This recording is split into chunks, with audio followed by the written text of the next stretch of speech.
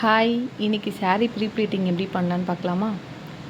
இதுக்கு நான் Philips iron box தான் யூஸ் பண்ணுறேன். இந்த ஃபிலிப்ஸ் அயன் பாக்ஸ் வந்து ரொம்பவே நல்லா இருக்குது. நான் ஒரு ஷாப்பில் தான் வாங்கியிருந்தேன். இதில் வந்து நிறைய ஃபெசிலிட்டி கொடுத்துருக்காங்க.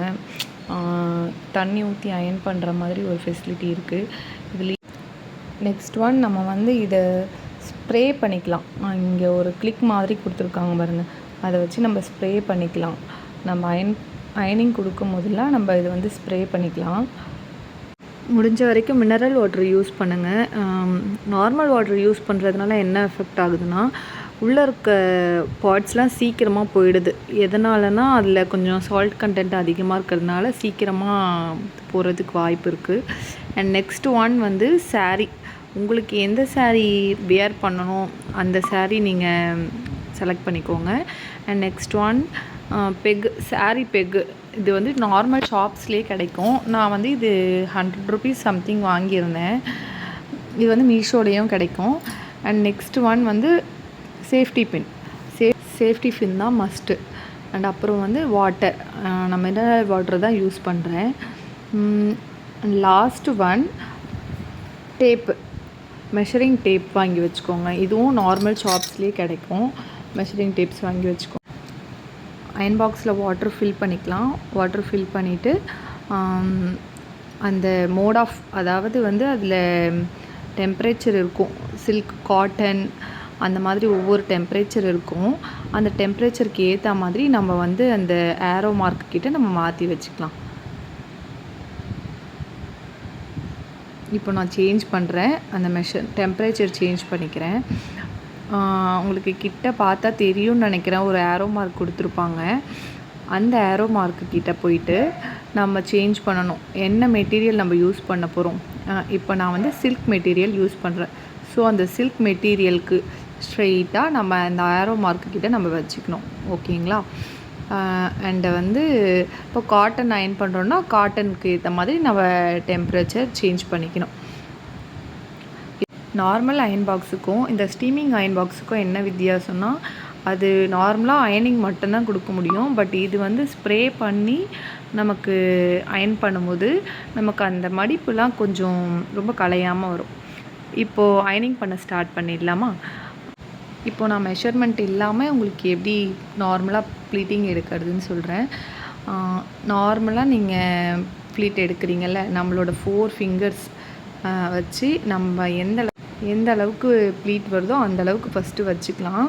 இது வந்து ரஃப்பாக தான் நம்ம எடுக்கிறோம். இதுவே வந்து கண்டினியூ பண்ண மாட்டோம். இப்போது எடுத்த ஃப்ளீட்டை கொஞ்சம் லைனாக அலைன்மெண்ட் பண்ணிக்கலாம். உங்களுக்கு புரியும்னு நினைக்கிறேன். லைனாக அலைன்மெண்ட் பண்ணிவிட்டு 1 பை 1 நம்ம அதை செட் பண்ணி வச்சுக்கலாம். செட் பண்ணிவிட்டு நம்ம என்ன பண்ண போகிறோன்னா, ஒரு சேஃப்டி பின் குத்தணுன்னாலும் எடுத்துக்கலாம். இல்லை வேண்டானாலும் நம்ம நார்மலாக வந்து பெக் யூஸ் பண்ணி நம்ம அப்படியே ஹோல்ட் பண்ணி வச்சிடலாம். இப்போது நம்ம ஃபிங்கரை யூஸ் பண்ணி நம்ம ப்ளீட்ஸ் எடுக்கலாம். இந்த 4 ஃபிங்கர்ஸ் மட்டும் யூஸ் பண்ணி ப்ளீட்ஸ் எடுக்கலாம். ஃபஸ்ட்டு ப்ளீட் எடுக்கும் போது ஃபஸ்ட்டு ப்ளீட்டை மட்டும் கொஞ்சம் லைட்டாக மடிச்சுக்கோங்க. மடிச்சுட்டு 1 பை 1 நீங்கள் எடுக்கும் போது ஆட்டோமேட்டிக்காக அது கீழேயே, ஆக்சுவலாக சாரீ கீழேயே உங்களுக்கு வந்து லைன் ஃபார்ம் ஆகும். அந்த லைனை வந்து நீங்கள் கண்டினியூஸாக விடாமல் கண்டினியூஸாக எடுத்துகிட்டே வரணும். உங்களுக்கு பார்த்தாலே தெரியும். 1 பை 1 நம்ம அந்த கை வச்சு அந்த ஃப்ளீட் எடுத்துகிட்டே வரணும். இந்த ஃப்ளீட் எடுக்க உங்களுக்கு வந்து நார்மலாக வர ஸ்டார்ட் ஆகிடும். நானும் எக்ஸ்பீரியன்ஸ்லாம் இல்லை, எனக்கு தெரிஞ்சதை நான் உங்களுக்கு ஷேர் பண்ணுறேன். அதாவது நான் கற்றுக்கிட்டதை உங்களுக்கு ஷேர் பண்ணுறேன், அவ்வளோதான். நானும் இதில் ரொம்ப எக்ஸ்பீரியன்ஸ் அப்படின்லாம் ஒன்றும் கிடையாது. எல்லாருமே ஸ்டார்டிங் எடுத்த உடனே எதுவுமே கற்றுக்க முடியாதுல்ல. நானும் இப்போ தான் கற்றுக்கிட்டேன். எனக்கும் ரொம்ப நாள் ஆசை, சாரீஸ் நிறைய இருக்குது ப்ரீ ப்ளீட்டிங் பண்ணி பண்ணணும்னு.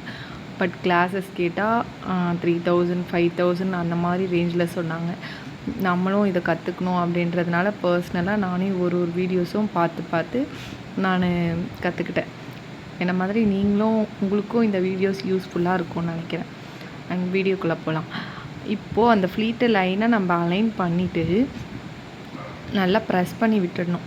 ப்ரெஸ் பண்ணி விட்டுருங்க. ப்ரெஸ் பண்ணிவிட்டு நெக்ஸ்ட்டு என்ன பண்ணணுன்னா, நான் இப்போ வந்து மெஷரிங் டேப் இல்லாமல் தான் உங்களுக்கு சொல்லித்தரேன். மெஷரிங் டேப் வச்சு அதுக்கப்புறம் நான் சொல்கிறேன் என்ன மாதிரி பண்ணணும்னு. இப்போ வந்து நம்ம ஃப்ளீட் எடுத்த இடத்துல சின்னதாக ஒரு பின் பண்ணிக்கலாம். பின் வந்து வெளியில் தெரியக்கூடாது. அந்தளவுக்கு நல்லா கொஞ்சம் ஸ்மாலாக பின் பண்ணணும். ஓகேங்களா? பின் பண்ணிவிட்டு இப்போது என்ன பண்ணணும்னா, ஆல்ரெடி செட் பண்ணி வச்சுருக்க பெக்கை வந்து நம்ம எடுத்துடலாம். பெக் எடுத்துட்டு மறுபடியும் இந்த சைடு டேர்ன் பண்ணிக்கணும். அதாவது நம்ம பின் பண்ணி வச்சுருக்க சைடை வந்து பெஞ்ச் சைடாக டேர்ன் பண்ணி பிக் பண்ணிவிட்டு நம்ம இந்த சைடு ஃப்ளீட் எடுக்கும் போது நம்ம இப்போ எடுத்த ஃப்ளீட்டை வந்து நம்ம எடுக்கும் போது ஆட்டோமேட்டிக்காக இங்கே வந்து ஒரு 7 லேயர் கிட்ட உங்களுக்கு ஃபார்ம் ஆகும். அந்த 7 லேயர் ஃபார்ம் ஆகுறதே வந்து என்னோடய பாடிக்கு வந்து கரெக்டாக இருக்கும். நான் கொஞ்சம் பார்டர் வந்து பிக் சைஸாக தான் வச்சு சாரீ வியர் பண்ணுவேன். ஸோ உங்களுக்கு இதை விடவும் ரொம்ப ஸ்மால் சைஸஸாக வேணும்னா அது எப்படி எடுக்கணுன்னா நான் உங்களுக்கு வீடியோஸ் போடுறேன். நெக்ஸ்ட் வீடியோஸில் போடுறேன் கண்டிப்பாக. அந்த லைனாக வச்சு ஃபார்ம் பண்ணிக்கோங்க. ஃபார்ம் பண்ணிவிட்டு இப்போ என்ன பண்ணணுன்னா லைட்டாக ஒரு அயனிங் கொடுத்துக்கோங்க. நல்லா ப்ரெஸ் பண்ணி டைட்டாக அயனிங் கொடுக்கணும். அப்போ தான் உங்களுக்கு வந்து அந்த மடிப்பு கலையாமல் இருக்கும். டைட்டாக ப்ரெஸ் பண்ணி ஒரு அயனிங் கொடுத்துக்கோங்க.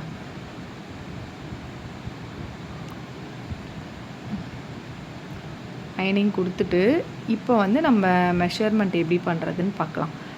ஒன்றா நம்ம ஹேண்ட் மட்டும் வச்சு மெஷர்மெண்ட் எப்படி பண்ணுறதுன்னு நம்ம பார்க்கலாமா? இப்போ என்ன பண்ணணுன்னா, அயனிங் பண்ணதை எடுத்து போட்டுட்டு நம்ம ஹேண்ட் இருக்குல்லங்க, நம்மளோட ஃபுல் ஹேண்டில் ஆஃப் ஹேண்டு, அதாவது நம்ம ஃபிங்கர்லேருந்து நம்மளோட கை முட்டி வரைக்கும் நம்ம அதுலேருந்து நம்ம இப்போ பார்த்தா தெரியும் உங்களுக்கு. இந்த மாதிரி கால்குலேட் பண்ணிக்கோங்க. இந்த அளவு வந்து 1 முழம். இதே மாதிரி வந்து 3 முழம் எடுக்கணும். ஃபஸ்ட்டு ஒரு மெஷர்மெண்ட் எடுத்துட்டேன். இதே மாதிரி 2 டைம் எடுக்கணும். அதாவது நம்ம கை நீளம் நான் மெஷர்மெண்ட் சொன்னேன்ல, அதே மாதிரி 2 டைம் எடுக்கணும். அந்த 2 டைம் எடுக்கும் போதும் எந்த கார்னர் எட்ஜில் முடியுதோ அந்த இடத்துல வந்து ஒரு பின் பண்ணிக்கோங்க. ஃபைனலாக நீங்கள் சாரீ வியர் பண்ணிவிட்டு அந்த பின்னை ரிமூவ் பண்ணணுன்னா பண்ணிக்கலாம். ரொம்ப மஸ்ட்டு கிடையாது. அந்த பின்னோட தான் இருக்கணுன்றது மஸ்ட்டு கிடையாது. நம்ம மெஷர்மெண்ட்டுக்காக மட்டும்தான் இப்போது இந்த மாதிரி எடுக்கிறோம். கொஞ்சம் ஹைட்டாக இருப்பீங்கன்னா அதாவது நம்ம அந்த 3 தடவை அந்த மாதிரி ஹேண்ட் வச்சு எடுக்கணும்னு சொன்னோம்ல, அந்த மாதிரி எடுத்துக்கலாம். இல்லை கொஞ்சம் டாலாக இருப்பீங்கன்னா ஃபஸ்ட்டு ஒரு 2 டைம்ஸ் மட்டும் நம்ம ஹேண்ட் யூஸ் பண்ணி அந்த மெஷர்மெண்ட் எடுத்துட்டு அதுக்கப்புறம் நம்ம அதாவது நம்ம ஹேண்ட்லேயே ஆஃப் வச்சு நம்ம மெஷர்மெண்ட் பண்ணிக்கலாம்.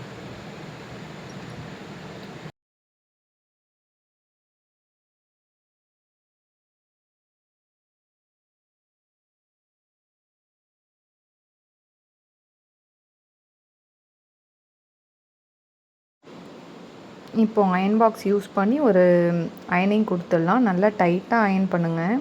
அதாவது அழுத்தி அயன் பண்ணும்போது தான் உங்களுக்கு வந்து அந்த மடிப்பு மாறாமல் வரும். ஃபஸ்ட் டைம் இது கேப்சர் பண்ணி வீடியோ போடுறதுனால எனக்கு அந்தளவுக்கு இதை பற்றின சரியாக ஒரு எப்படி எடுக்கணுன்ற நாலேஜ் சரியாக வரல. நெக்ஸ்ட்டு வீடியோஸில் நான் கரெக்ஷன் ஏதாவது இருந்தால் கரெக்ஷன் பண்ணிக்கிறேன்.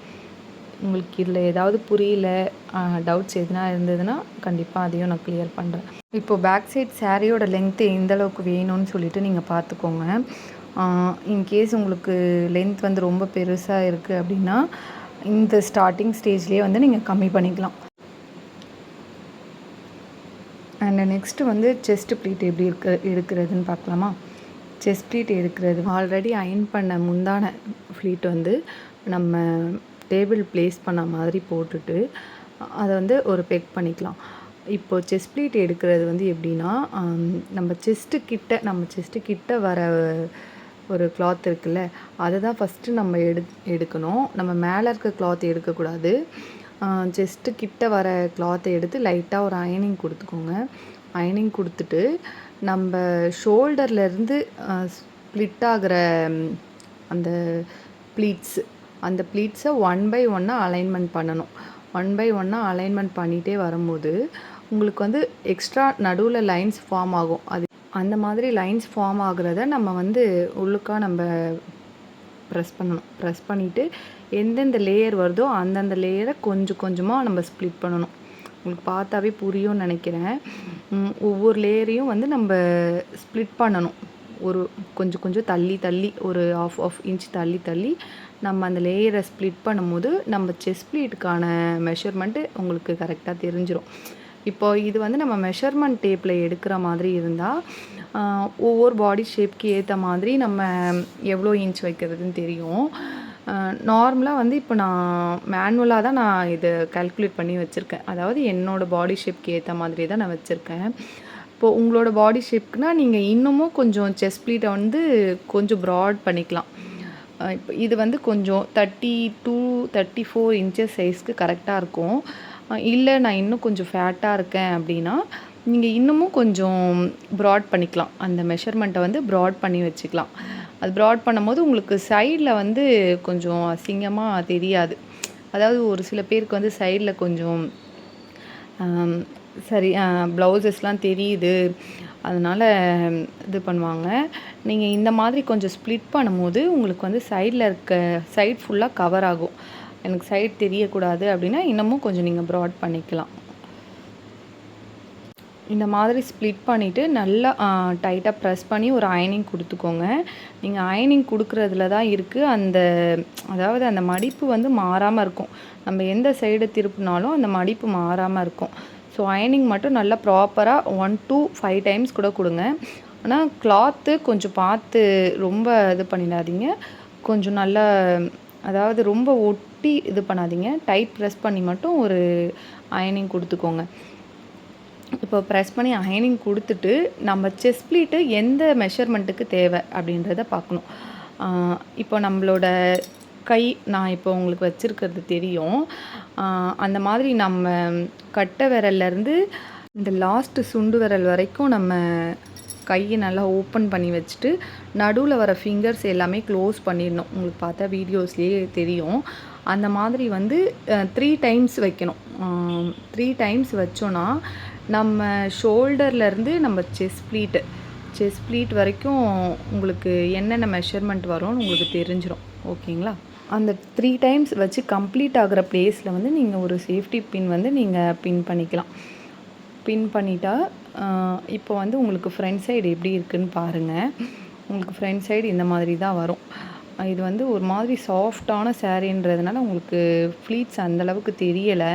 நான் நெக்ஸ்ட் டைம் சாஃப்ட் சில்க் சாரீஸ்லேயும் உங்களுக்கு பண்ணி காட்டுறேன். இப்போ எனக்கு வந்து இந்த மாதிரி back side and front side okay. இல்லை இதை விடவும் எனக்கு ரொம்ப சின்னதாக ஃப்ளீட் வேணும், ஃப்ரண்ட்லேயும் வந்து எனக்கு ஃப்ரண்ட் ஃப்ளீட்ஸ் ரொம்ப அதிகமாக வேணும் அப்படின்னு சொன்னீங்கன்னா அதுவும் நான் வந்து நெக்ஸ்ட்டு வீடியோஸில் வந்து நான் போஸ்ட் பண்ணுறேன் கண்டிப்பாக. இப்போ வந்து நான் பின் பண்ணியிருக்கேன்.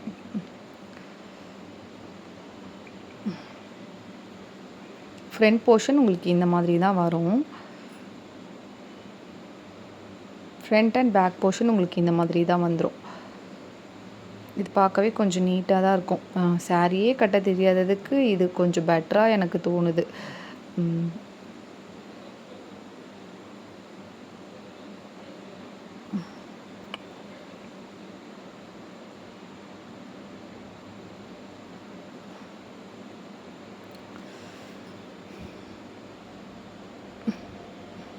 இப்போ வந்து நம்ம செஸ்ட் ப்ளீட் மட்டும்தான் நம்ம கால்குலேட் பண்ணியிருக்கோம் ஹேண்ட் வச்சு. அண்டு பேக் சைடு எந்த மாதிரி கால்குலேட் பண்ணோன்னா சேம் அந்த கட்டை விரல்லேருந்து சுண்டு விரல் வரைக்கும் நம்ம வந்து செஸ்ட் ப்ளீட்க்கு வந்து நம்ம பின் பண்ணியிருக்கோம் இல்லையா, அந்த பின்லேருந்து நம்ம பேக்கில் வர பிளேஸ் வரைக்கும் நம்ம என்ன பண்ணணும்னா ஃபஸ்ட்டு வந்து 3 டைம்ஸ் எடுத்திருப்போம். இப்போ வந்து 5 டைம்ஸ் அதே மாதிரி அந்த ஹேண்டு யூஸ் பண்ணி 5 டைம்ஸ் எடுக்கணும். 5 டைம்ஸ் எடுக்கும் போது நம்ம பேக் டு ஃப்ரண்ட் சைடில் வர போர்ஷன் வரைக்கும் நமக்கு மெஷர்மெண்ட் எக்ஸாக்டாக உங்களுக்கு கிடச்சிரும். இது வந்து டேப்பே இல்லாமல் மெஷர்மெண்ட் பண்ணுறதுனால உங்களுக்கு ஃபஸ்ட் டைம் பண்ணும்போது உங்களுக்கு கொஞ்சம் கன்ஃபியூஸ் ஆகும். 1 to 2 டைம்ஸ் பண்ண ஆரம்பிச்சிட்டிங்கன்னா நீங்கள் உங்களுக்கு நார்மலாகவே வந்து டேப் இல்லாமையே நம்ம இந்த மாதிரி ப்ரீ ப்ளீட்டிங் பண்ணிக்கலாம். இந்த மாதிரி பண்ணிவிட்டு நம்ம அகெயின் ஒரு அயனிங் கொடுத்துடலாம். குடுத்துட்டு நம்ம அந்த பின் பண்ணியிருக்கோம் இல்லையா? அந்த பின் பண்ணியிருக்க இடத்துலேருந்து 5 டைம்ஸ் இந்த மாரி ஹேண்ட் யூஸ் பண்ணி 5 டைம்ஸ் எடுக்கணும்.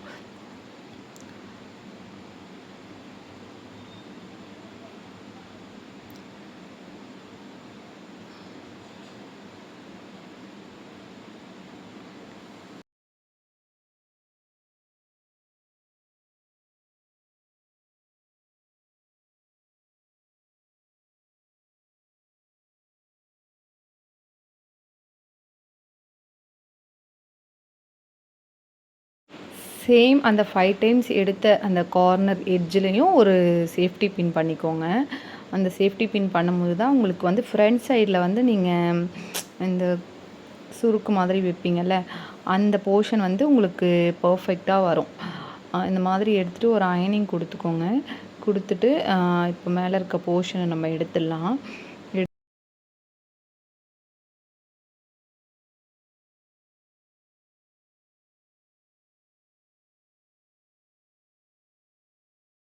இப்போது ஹிப் மெஷர்மெண்ட் எடுத்துக்கலாம்.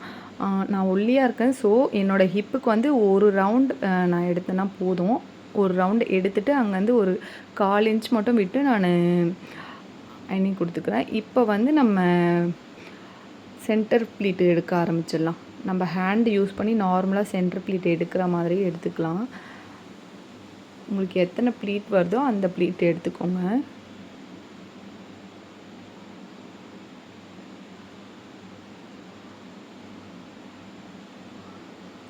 இந்த மாதிரி ப்ளீட்ஸ் எடுக்கும்போது இந்த மாதிரி ப்ளீட்ஸ் எடுத்துட்டு நீங்கள் வந்து அதை டேபிளில் பார்த்த மாதிரி ப்ளேஸ் பண்ணிக்கோங்க. டேபிளில் பார்த்த மாதிரி ப்ளேஸ் பண்ணிவிட்டு அதோடய ப்ளீட்ஸ் வந்து நம்ம ஹேண்டாலே எடுக்க ஆரம்பிக்கலாம். ஹேண்டால் எடுக்கும்போது நம்ம ஒன்றுத்துக்கும் மேலே நம்ம வச்சு எடுக்கக்கூடாது. உங்களுக்கு இந்த வீடியோவில் பார்த்தாலே கிளியராக தெரியும். ஒவ்வொரு ஃப்ளீட்ஸுக்கும் ஒரு 1/4 இன்ச்சு கேப் விட்டுட்டு நம்ம ஃப்ளீட்ஸ் எடுக்கணும். அப்படி எடுக்கும்போது தான் உங்களுக்கு லேயர் வந்து கீழே டாப் டு பாட்டம் லேயர் வந்து உங்களுக்கு கொஞ்சம் நல்லா நீட்டாக இருக்கும். அதுக்கப்புறம் ஒரு அயனிங் கொடுத்துக்கோங்க. அதுக்கு மேலேயே ஒரு அயனிங் கொடுத்துக்கோங்க. கீழே இருக்க போர்ஷன்ஸை நம்ம அயனிங் பண்ணிக்கலாம். ஃபஸ்ட்டு லேயர்லேருந்து செகண்ட் லேயருக்கும், அதாவது ஃபஸ்ட் ப்ளீட் டு அந்த செகண்ட் ப்ளீட்டுக்கு 2த்துக்கும் இடையில் ஒரு 1/4 இன்ச் வந்து நமக்கு டிஃப்ரென்ஸ் வரணும். அந்த மாதிரி வந்தால் தான் உங்களுக்கு ஃப்ரண்ட் ப்ளீட் வந்து இன்னும் கொஞ்சமும் அழகாக தெரியும். அந்த மாதிரி ப்ளீட் எடுத்துகிட்டு அகைன் ஒரு அயனிங் கொடுத்துக்கோங்க.